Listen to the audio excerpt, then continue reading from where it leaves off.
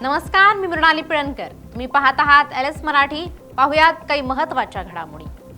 उपमुख्यमंत्री एकनाथ शिंदे यांचं हेलिकॉप्टर वादळामुळे भरकटलं. पायलटने प्रसंगावधान राखत केलं यशस्वी लँडिंग.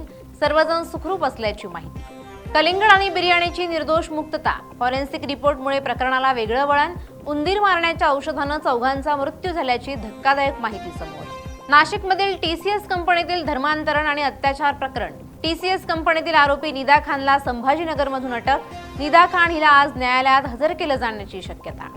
10वीच्या लाखो विद्यार्थ्यांची प्रतीक्षा संपणार. राज्य मंडळाकडून दुपारी 1 वाजता निकाल जाहीर होणार. गाडी घेऊन फिरणाऱ्यांच्या खिशाला 40% फटका. आता महागणार सर्व प्रकारच्या वाहनांचं पार्किंग दर. अतिरिक्त आयुक्तांची प्रस्तावाला प्राथमिक मंजुरी. 4 ते 5 महिन्यात निर्णय लागू होणार.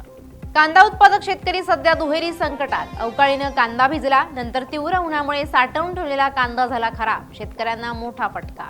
सोलापूर शहरात कोसळल्या मध्यम ते हलक्या स्वरूपाच्या पावसाच्या सरी. उन्हाच्या चटक्यांपासून सोलापूर वासियांना मिळाला दिलासा.